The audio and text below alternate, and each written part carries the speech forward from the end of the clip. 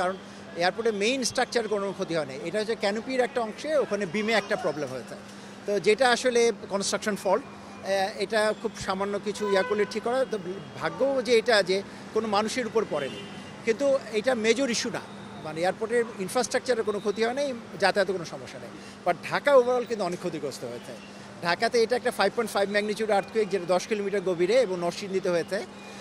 But ইস্যুটা হচ্ছে এটা যে এই 5.5 ম্যাগনিটিউডে আর্থকুয়েকে ঢাকা যে পরিমাণ বাসায় ক্ষয়ক্ষতি হয়েছে, আপনি গুলশান থেকে শুরু করে বনানী, মোহাম্মদপুর, টঙ্গী, পুরান ঢাকা, দেখা যাচ্ছে সব রকম বিল্ডিং কিন্তু কম বেশি ক্র্যাক হয়েছে, যেগুলো কিন্তু নর্মাল সুপারফিশিয়াল ক্র্যাক না, বিল্ডিংয়ের স্ট্রাকচারাল ক্র্যাক হয়েছে, মাটি দেবে গেছে।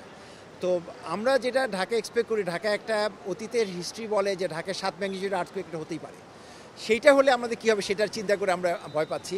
কারণ 5.5 ম্যাগনিটিউড আর্থকুয়েকে ঢাকা থেকে 70 কিলোমিটার দূরে, নরসিংদী রাফলি 60-70 কিলোমিটার দূরে, এই আর্থকুয়েকে দেখা যাচ্ছে যে ঢাকার অনেক মানে হাইরাইজ বিল্ডিং, আমরা যদি বলি 7-8 তলা হাইরাইজ, ঠিক মিড রাইজ বিল্ডিংয়ে দেখা যাচ্ছে টপ ফ্লোরে ক্র্যাক হচ্ছে, কোথাও মাটি দেবে গেছে, কোথাও ওয়াল ভেঙে গেছে, আরও হয়তো ক্ষয়ক্ষতি আছে, আমরা সব তথ্য তো পাইনি।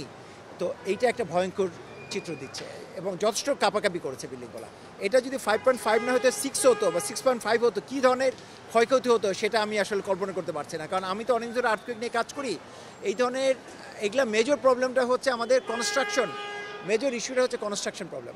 বিজলি কেবলস এর স্কিন কোটেড ইনসুলেশন আগুন প্রতিরোধী। বিজলি কেবলস, নিরাপদ আজীবন।